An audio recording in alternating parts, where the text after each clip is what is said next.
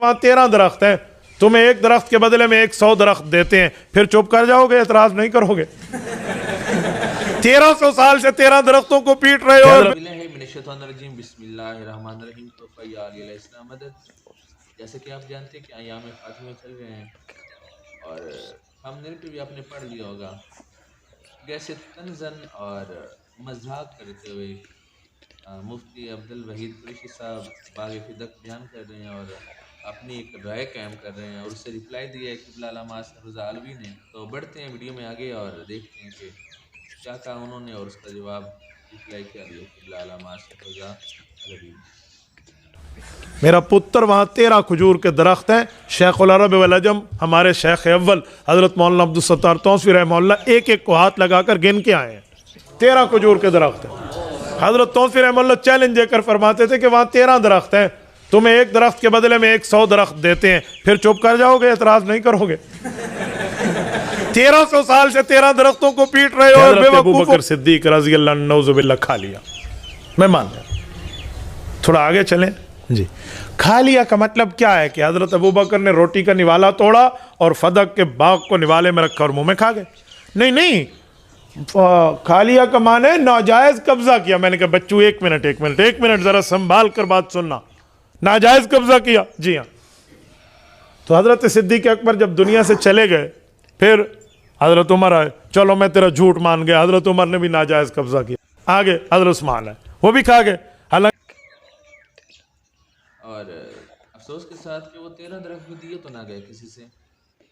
باقی دیکھتے ہیں کہ قبلہ علامہ اصغر رضا علوی نے کیا رپلائی دیا. سیدہ سلام علیہ نے اپنی اس فدق جاگیر کا مطالبہ کیا تو انہیں یہ کہہ کے مطالبے کو رد کر دیا گیا کہ رسالت مآب کی یہ حدیث ہے کہ ہم جو چھوڑ کے جاتے ہیں وہ صدقہ ہوتا ہے اور ہم نہ وارث بنتے ہیں نہ وارث بناتے ہیں.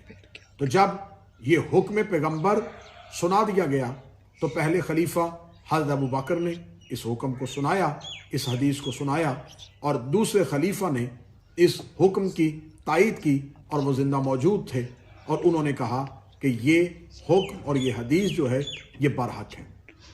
پھر تیسرے خلیفہ کے دور میں اسی فدق جاگیر کو دوبارہ بیت المال سے نکال کے انہوں نے اپنے داماد مروان بن حکم بن عاص، یہ مروان کون تھا؟ یہ حکم کا بیٹا، اور حکم بن عاص یہ دونوں باپ اور بیٹا کون تھے جن کو اللہ نے قرآن میں جن پہ لعنت کی تھی اور رسالت مآب صلی اللہ علیہ وآلہ وسلم نے ان کو رسول کا مذاق اڑانے کی وجہ سے مدینہ سے نکال دیا تھا. رسالت مآب نے جن کو مدینہ سے نکالا ہوا تھا انہی کے بیٹے کون سے اس طرح کے جنہوں نے مذاق میں اسلام کے ساتھ، کہ کچھ لوگ جنہیں کہ اللہ کے کہنے پہ رسول اکرم صلی اللہ علیہ وآلہ وسلم نے مدینے سے نکالا، رسول کے جانے کے بعد جب ان کے رشتہ داروں کو اقتدار ملتے ہیں تو وہ کیا کرتے ہیں؟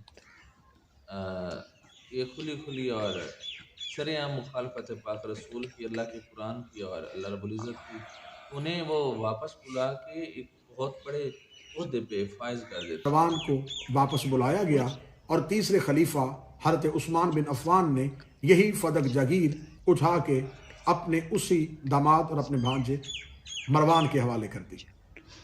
پھر اس کے بعد چوتھے خلیفہ راشد اہل سنت کے نزدیک امیر المومنین حضرت علی بن ابی طالب ہیں. ہمارے نزدیک وہ پہلے امام ہیں، اہل سنت بھائیوں کے نزدیک وہ چوتھے خلیفہ ہیں. اب یہاں پر 4 خلافتوں پہ آ کے اہل سنت نظریہ یہ ہے کہ خلافت راشدہ کا اختتام ہو گیا، اس کے بعد اسلام میں ملوکیت آ گئی تھی، لیکن خلافت راشدہ کا اختتام جو ہے وہ امیر المومنین میں ہے. کچھ لوگوں نے امام حسن کو بھی خلافت راشدہ میں ان کے تھوڑے سے دور کو شامل کیا ہے، لیکن اکثریت کی یہ رائے ہے کہ خلافت راشدہ جو ہے وہ امیر المومنین علی بن ابی طالب پہ آ کے ختم ہو گئی تھی. اب میرا سوال یہ ہے کہ پہلی اس جاگیر کے متعلق پہلا فیصلہ پہلے خلیفہ نے کیا، انہوں نے حدیث پیش کی، دوسرے خلیفہ نے اس کی تائید کی، اور اگر یہ امت کا حق تھا اور نبی جو بھی چھوڑ کے جاتے ہیں وہ میراث نہیں بن سکتی، یہ صرف اور صرف امت کے لیے ہوتی ہے، تو پھر تیسرے خلیفہ نے اپنے دور میں کس ایک نص کے تحت اسے اپنے داماد مروان کے حوالے کیا؟ کیونکہ اگر پہلے 2 خلفاء نے اپنے دور میں نبی کی حدیث کو نص بنایا تھا تو تیسرے خلیفہ نے اپنے دور میں ذاتی اجتہاد کرتے ہوئے नस के मुकाबले पे इज्तिहाद क्यों किया। फिर चौथे खलीफा राशिद अली इब्न अबी तालिब, उन्होंने जब जनाब सैयदा ने ये मुतालबा किया था तो उन्होंने इस मुतालबे पे गवाही दी थी कि मैं गवाही देता हूं कि ये जागीर जनाब सैयदा फातिमा ज़हरा सलामुल्लाह अलैहा की है और रसूल की ये तहरीर, मैं इस बात पे गवाही देता हूं ये दस्तखत पैगंबर के हैं और ये तहरीर रसूल ने लिख के दी थी। अब 4 खिलाफतों में तजाद पाया जाता है। पहले खलीफा जो हैं वो उस मुतालबे को रद्द करते हैं एक हदीस की रोशनी में, दूसरे खलीफा उसकी तायीद करते हैं, तीसरे खलीफा उन दोनों के बरअक्स फैसला करते हुए उस जागीर को मरवान बिन हकम बिन आस के हवाले कर देते हैं। चौथे खलीफा जो हैं उन्होंने पहले मुतालबे पे ही जनाब सैयदा की तायीद कर दी थी। अब आपने फैसला करना है कि इन तमाम खुलफा में से हक पर कौन था। फिर जब अमीर अल मोमिनीन अली इब्न अबी तालिब का दौर खत्म होता है तो उसके बाद माविया बिन अबू सुफियान जो है वो इसी फदक जागीर को 3 हिस्सों में तकसीम कर देता है। कैसे 3 हिस्सों में तकसीम कर देता है कि वो इसमें पहला 1/3 हिस्सा मरवान बिन हकम के पास रहने देता है, दूसरा 1/3 हिस्सा हजरत उस्मान के बेटे अमर बिन उस्मान बिन उफ़ान के हवाले कर देता है और तीसरा 1/3 हिस्सा अपने बेटे यजीद बिन मुआविया के हवाले कर देता है। अब यहां पर आके अगले नंबर पर आके फदक को फिर अलहदा तरीके से तकसीम कर दिया गया कि जब पहले दौर में उन्होंने जनाब सैयदा से उम्मत का हक समझ के वापस लिया था, फिर उसके बाद अगले आने वाले दौर में एक शख्स के हवाले कर दिया गया था, फिर उसके बाद अगले आने वाले दौर में उसको वहां से निकाल के 3 हिस्सों में तकसीम कर दिया गया। जब 3 हिस्सों में तकसीम कर दिया गया फिर उसके बाद उसका बेटा यजीद जो है वो इसी के ऊपर तसल्लुत कायम किए रखा और यजीद इस फदक जागीर पे काबज रहा। यजीद के जाने के बाद यही जागीर फदक जो है वो मरवान ने उसे तीसरे खलीफा हजरत उस्मान के फैसले को हुज्जत करार देते हुए बाकी 2 जो उस जागीर में मुआविया बिन अबू सुफियान जिनको मालिक बना के गया था उन्हें बेदखल करके अकेले मरवान ने अपने कब्जे पे ले लिया।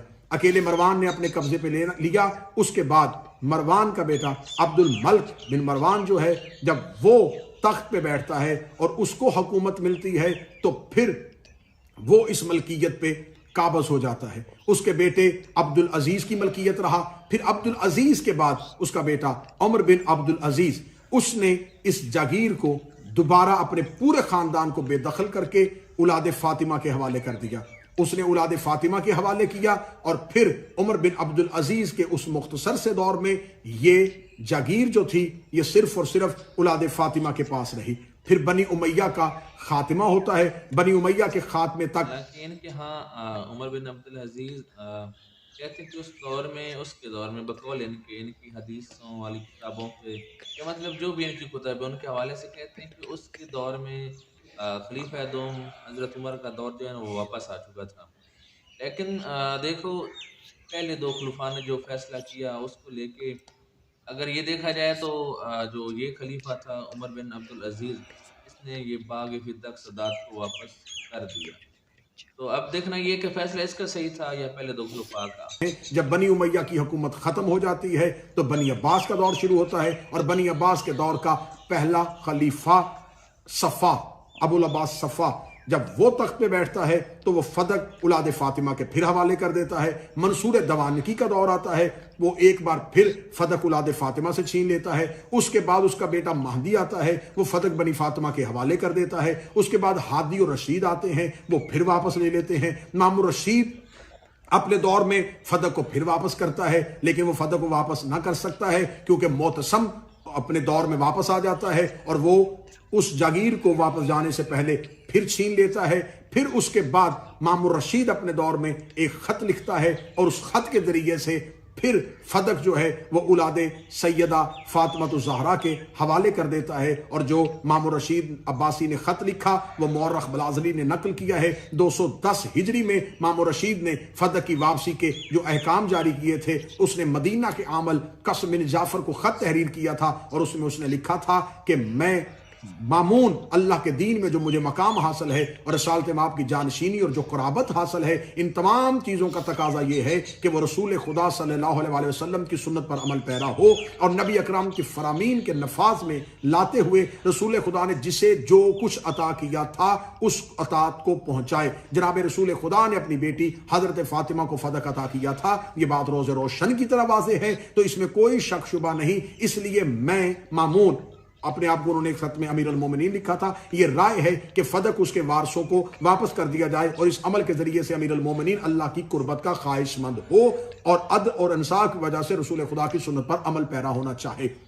मामूर रशीद ने अपने गुलाम खास मुबारक तबरी को खत लिखा कि फदक की मुकम्मल जागीर को जुमला हदूद के साथ औलाद फातिमा को वापस कर दिया जाए। अब मेरा सवाल यह है कि यह मुख्तलिफ खिलाफतों के दौर में कभी छीना जाता गया, कभी किसी एक शख्स को दिया गया, कभी 3 हिस्सों में तकसीम किया गया, कभी अपने तसल्लुत में लिया गया। तो अब मेरा अहले सुन्नत भाइयों से ये सवाल है कि आप हमें ये बताएं। माजरत के साथ जब ये कोई भी गैर मुस्लिम हम मुसलमानों की ये तहरीर या ये तारीफ पढ़ेगा, मुसलमानों ने मतलब बादशाह थे, इस्लामी बादशाह थे और वो अपने आप को खलीफतुर रसूल भी कहलवाते थे और जानशीन रसूल भी कहलवाते थे।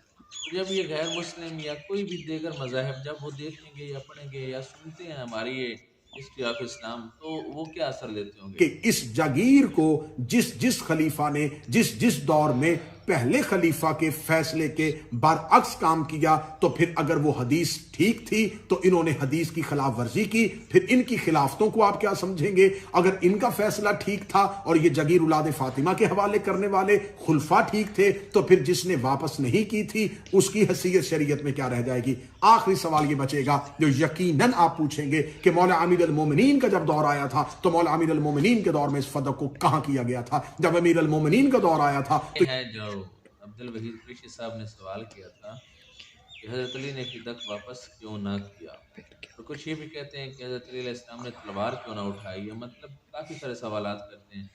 आई थिंक उसी का जवाब देते हुए किबला अल्लामा सरजालवी गुफ्तगू कर रहे हैं कि जनाब अली अलैहिस्सलाम साहब कहाँ थे या उन्होंने बाग़ फदक वापस क्यों ना। ये तीसरे खलीफा के बाद दौर आया था और तीसरे खलीफा ने, जैसा कि तारीख में नकल है कि उन्होंने अपनी जिंदगी में ये फदक अपने भांजे और अपने दमाद मरवान के हवाले कर दिया था। तो जब ये मरवान के पास आ चुका था तो उस वक्त मरवान का इस पे तसल्लुत था और मौला अमीर अल मोमिनीन जब तख्त पे बैठते हैं तो मौला अमीर अल मोमिनीन के खिलाफ एक शोरश बर्पा कर दी जाती है और कत्ल उस्मान की तहरीक जो है उसका इल्जाम मौला अमीर अल मोमिनीन पे लगा दिया जाता है और मौला अमीर अल मोमिनीन को कत्ल उस्मान का बदला लेने की खातिर कभी जंग जमल में रोका जाता है, कभी जंग सफीन में रोका जाता है, हत्ता कि अमीर अल मोमिनीन अपना तख्त हुकूमत और पाया हुकूमत जो है वो कूफा मुंतकिल कर देते हैं ताकि मदीना को जंगों से महफूज रखा जा सके। अगर उस दौर में अमीर अल मोमिनीन फदक की जागीर के कब्जे की कोशिश करते और फदक को उनके तसल्लुत से वापस लेने की कोशिश करते तो जो शोरश अली पे कत्ल उस्मान की तहरीक के सूरत में चल रही थी वो अपने तौर पे जिंदा कर दी जाती कि यकीनन अली जो फैसला कर रहे हैं ये अली का फैसला, कत्ल उस्मान में भी अली शरीक थे और अली कत्ल उस्मान के बाद औलाद उस्मान से और खानदान उस्मान से ये बदला ले रहे हैं। दूसरी वजह कि फदक खालिस्तन रसूल खुदा ने अपनी बेटी फातिमा को लिख के दिया था। फदक की अकलौती मालिका जनाब सैयदा थी। मौला अमीर अल मोमिनीन जब दरबार खिलाफत में आए थे तो बतौर मालिक नहीं आए थे, बतौर गवाह आए थे। जनाब सैयदा उसकी वाहिद गवाह थी और जनाब सैयदा जो मालिका थी, जो उस जागीर पे काबिजा थी, जो रसालत माब सल्लल्लाहु अलैहि वसल्लम के हुक्म के तहत जिनके तसर्रुफ में था और उनसे छीना गया था, वो जनाब सैयदा जो थी वो शहीदा हो चुकी थी, उनको शहीद कर दिया गया था। तो जो मालिका थी वो शहीद हो चुकी थी और अगर अमीर अल मोमिनीन तख्ते हुकूमत में बैठते और तख्ते हुकूमत में बैठ के जनाब सैयदा फिर अमीर अल मोमिनीन को खलीफतुल मुस्लिमीन समझ के यकीनन अगर सवाल करती तो फिर अली बजौर शमशीर बजौर ताकत फदक को वापस ले सकते थे। लेकिन अमीर अल मोमिनीन की खामोशी इस बात की दलील थी कि जनाब सैयदा ने अपने आखिरी खुतबा में यह कह दिया था खलीफाए वक्त को कि अब इस बात का फैसला अल्लाह की अदालत में होगा। तो जब मालिका फैसला अल्लाह की अदालत में छोड़ के चली गई थी तो फिर अमीर अल मोमिनीन उस पे दोबारा बजौर शमशीर बजौर ताकत और उस फितना के दौर में, उस शोरश के दौर में मुख्तलिफ किस्म की तहरीकों को अपने खिलाफ सरगर्म नहीं कर सकते थे। امیر المومنین نے پہلے خلیفہ کے دور میں جو قرآن بمطابق تنزیل تھا، یہ بات سننے والے اہل سنت یاد رکھیے گا، ہم شیعت تحریف قرآن کے قائل نہیں ہیں، لیکن ہم یہ بات مانتے ہیں اور آپ بھی مانتے ہیں کہ آج کا قرآن بمطابق تنزیل نہیں ہے۔ آج کے قرآن میں مکی صورتیں، آج کے قرآن مطابق تنزیل یعنی کہ جس طرح جو صورت نازل ہوئی تھی اس حساب کتاب سے، یعنی کہ جیسے پہلے صورت قرآن ہونا تو ایسے ہی چاہیے تھا نا کہ جو آیت پہلے اتری یا جو صورت پہلے اتری وہ پہلے آتی، جو بعد میں اترتی، یعنی کہ جس طرح قرآن نازل ہوتا رہا اسی طرح قرآن میں اسے ایک ترتیب دی جاتی، لیکن وہ نہیں ہے۔ اس میں مکی صورتیں آگے ہیں، بعض اوقات مدنی صورتیں آگے، یعنی کہ آگے پیچھے سارا سسٹم ہوا ہے۔ تو یہ ہے کہ تنزیل قرآن جس طرح نازل ہوا اس طرح تنزیل قرآن کی وہ ترتیب نہیں دی۔ اختتام میں ہے، مدنی آیات ابتدا میں ہے، پہلی آیت درمیان میں پڑی ہوئی ہے، آخری آیت جو ہے ابتدائیہ میں جا چکی ہے، تو قرآن بمطابق تنزیل نہیں ہے۔ مولا امیر المومنین وہی قرآن جو تنزیل کے مطابق تھا وہ قرآن لے کے دربار خلافت میں آئے تھے، اور امیر المومنین نے کہا تھا کہ میں نے اس قرآن کو بمطابق نزول جمع کیا ہوا ہے، لیکن اس دور کے خلفاء نے امیر المومنین سے وہ قرآن لینے سے انکار کر دیا تھا، اور وہ قرآن امیر المومنین واپس لے کے چلے گئے تھے۔ اب یہاں پر یہ بھی سوال پیدا ہوتا ہے کہ اگر قرآن علی کے پاس بمطابق تنزیل جمع تھا تو امیر المومنین اپنے دور میں اس قرآن کو نافذ کیوں نہیں کیا؟ آپ سمجھیے گا وہ دور کتنا حساس تھا۔ اگر امیر المومنین دوبارہ اس قرآن کو نافذ کرتے تو پھر جیسے آج تورات کئی حصوں میں تقسیم ہو چکی ہے، آج انجیل کا اصل صحیفہ کسی کے پاس نہیں ہے، آج زبور اپنی اصلی حالت میں نہیں ہے، تو اگر امیر المومنین اس دور میں اس قرآن کو لے آتے تو پھر آج ہر گھر میں کئی قرآن ہوتے، جیسے آج ہر گھر میں کئی تفسیریں ہیں، جیسے ہر گھر میں کئی ترجمے ہیں، ویسے ہر گھر میں کئی قرآن ہوتے، کیونکہ اگر امیر المومنین وہی تنزیل شدہ قرآن لے کے آتے تو علی کے بعد اگلا خلیفہ جو بیٹھتا وہ تخت پہ کہتا کہ اگر علی اپنا قرآن لے کے آئے تھے تو میں اپنا قرآن لے کے آؤں گا، اس سے اگلا خلیفہ کہتا میں اپنا قرآن لے کے آؤں گا، تو ہر دور کا بادشاہ اپنا قرآن لے کے آ جاتا۔ آج پتہ ہی نہ چلتا اصل قرآن کس کے پاس ہے اور غلط قرآن کس کے پاس ہے۔ امیر المومنین نے اپنے دور میں جو فیصلے کیے تھے وہ عدل الہی کے مطابق کیے تھے، اور یہاں پہ گزرتے کیونکہ ایام فاطمیہ کا اختتام ہے، ایک سوال کا جواب دے دیا جائے کہ امیر المومنین نے جب جناب سیدہ کے دروازے پہ آگ لگی، سوشل میڈیا پہ اس سوال کو بڑی تیزی کے ساتھ پھیلایا جا رہا ہے کہ امیر المومنین جناب سیدہ کی مدد کے لیے کیوں نہیں آئے تھے، امیر المومنین نے جناب سیدہ کا تحفظ کیوں نہیں کیا تھا؟ تو اس کا مطلب ہے کہ معاذ اللہ ثم معاذ اللہ وہ علی جو حبشیوں کی مشکل کشائی کرتا ہے اس نے اپنی زوجہ کی مشکل کشائی کیوں نہ کی؟ آپ علی کو مشکل کشا نہیں مانتے، آپ اللہ کو تو مشکل کشا مانتے ہیں، تو پھر مجھے بتائیے گا اگر اللہ مشکل کشائی کرتا ہے تو پھر آپ اس سوال کا جواب دیجئے گا کہ خدا نے قابیل نے جب حابیل کو قتل کیا تو خدا نے حابیل کی مدد کیوں نہ کی؟ جب جناب نوح کو پتھر مارے جا رہے تھے خدا نے نوح کی مشکل کشائی کیوں نہ کی؟ جب ابراہیم کو نمرود آگ میں پھینک رہا تھا تو خدا نے حضرت ابراہیم کی مدد کیوں نہ کی؟ جب حضرت موسیٰ کو تنگ کیا جا رہا تھا تو خدا نے کیوں نہ کی؟ یحییٰ کو آرے سے چیرا گیا، عیسیٰ کو سولی پہ لٹکایا گیا، جس نبی سے محبت کی قرآن میں قسمیں کھائی ہیں، جس کے خدا زلفوں کی قسمیں کھاتا ہے، جس کے خدا حق ادا کی قسم کھاتا ہے، اس کو مکہ کی گلیوں میں پتھر مارے جاتے رہے، انہیں زخمی کیا جاتا رہا، ان پہ گندگیاں پھینکی جاتی رہی، خدا خاموش کی۔ امیر المومنین زمین پہ حجت خدا ہے۔ اگر آپ کو ان تمام سوالوں کا جواب مل جائے کہ خدا کی خاموشی کی وجہ کیا تھی، دوسری اس کی جواب کہ امیر المومنین کو رسالت مآب کا حکم، کیونکہ علی زندگی میں اپنی ذات کی خاطر کبھی نہیں لڑے، علی بدر میں لڑے تو اسلام کی خاطر، علی احد میں گئے تو اسلام کی خاطر، علی خیبر میں گئے تو اسلام کی خاطر۔ وہ تلوار جو جمل اور صفین میں چل سکتی تھی وہ یقیناً مدینہ میں بھی چل سکتی تھی، لیکن علی کو مدینے کا تحفظ بڑا پیارا تھا، کیونکہ رسالت مآب نے مدینہ کے تحفظ کے لیے بڑی قربانیاں دی تھی۔ رسالت مآب نے مشرکین مکہ سے بدر کے کنویں پہ جا کے لڑائی لڑی تھی تاکہ مدینہ محفوظ رہے، احد کی پہاڑی پہ جا کے لڑائی لڑی تاکہ مدینہ محفوظ رہے، امام حسن نے مدائن کی طرف ہجرت کی تاکہ مدینہ محفوظ رہے، امام حسین نے مدینہ چھوڑ کے عراق کربلا ریگستان کا انتخاب کیا تاکہ مدینہ محفوظ رہے۔ ہر دور کے امام نے مدینے کو محفوظ رکھنا چاہا، اور اگر امیر المومنین اس دور میں تلوار نکال لیتے تو مدینہ میں وہ جنگ چھڑ جاتی کہ جیسے قتل عثمان کے بعد آج تک پتہ نہیں چل سکا کہ قاتلان عثمان کون تھے، پھر آج یہی شور برپا کر دیا جاتا کہ جیسے تیسرا خلیفہ قتل ہو گیا تھا ویسے ہی ایک شور آیا تھا دروازے پہ، اور ان میں سے کسی کی تلوار علی کی گردن پہ چل گئی اور علی کو قتل کر دیا گیا۔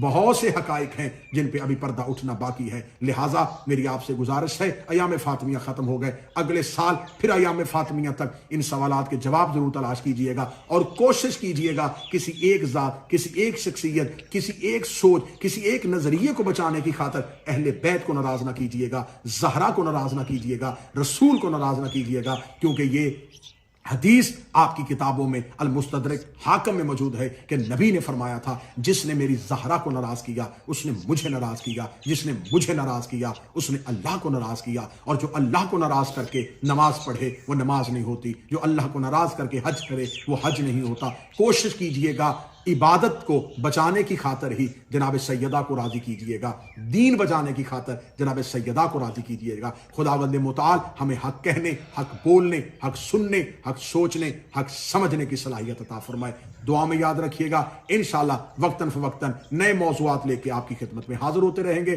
सलाम अलैकुम या अली मदद। तो मोमिनीन हजरात, रब साहब को इस वीडियो में बहुत कुछ ऐसा मिला होगा जिसकी आप तवक्कुआत रखते थे, या जिसको देखने या सुनने की खातिर आपने इस वीडियो को क्लिक किया होगा। तो मुझे उम्मीद है कि जो ये सवालात करते थे कि मौला अली अलैहिस्सलाम ने बाग फदक अपने दौर में वापस क्यों ना किया, या जनाब है ज़हरा सलाम अलैहा के दरवाजे पे जब शोर बरपा हुआ तो उस वक्त जनाब अली अलैहिस्सलाम ने अपनी ज़ौजा का दिफा क्यों ना किया। मतलब आपके जितने भी सवालात थे, जितने भी सोशल मीडिया पे सवालात उठते हैं, ख़ास करके अयाम फ़ातिमा के हवाले से, तो उनका जो रिप्लाई, उनका जो जवाब है वो आपको मिल गया होगा। दीन में कोई जबर नहीं है, जैसा कि क़िबला अल्लामा सफ़ज़ालवी भी ये फरमा रहे थे कि आप एक फ़िक़े के होके या तअस्सुब की ऐनक उतार कर एक मुसलमान, एक मोमिन बनकर हक़ व बातिल में फ़र्क जानने के लिए अगर आप इस वीडियो को देखेंगे तो इंशाअल्लाह आपको इससे ज़रूर रहनुमाई होगी और आपको हक़ व बातिल में पहचान करने में ज़्यादा वक्त नहीं लगेगा। और अगर आप चाहते हैं कि मज़ीद किसी तरह की वीडियो बर वक्त आप तक पहुँचती रहें, तो हमारे चैनल सिर्फ अली वाले को सब्सक्राइब कर लें। वैसे तो सिर्फ अली वाले, फेसबुक पे भी हमारा पेज सिर्फ अली वाले के नाम से है, इंस्टा पे भी है, टिकटॉक पे भी है और यूट्यूब पर भी है। तो इन तमाम सोशल प्लेटफॉर्म पर हमारी वीडियोस देखने के लिए हमारे तमाम तर पेजेस और चैनल्स को सब्सक्राइब एंड फॉलो कर लें। और ज़िंदगी रही तो मिलते हैं किसी और वीडियो में, तब तक अपना रखिए ख्याल। तोहफ़ा या अली अलैहिस्सलाम मदद, अल्लाह निगहबान।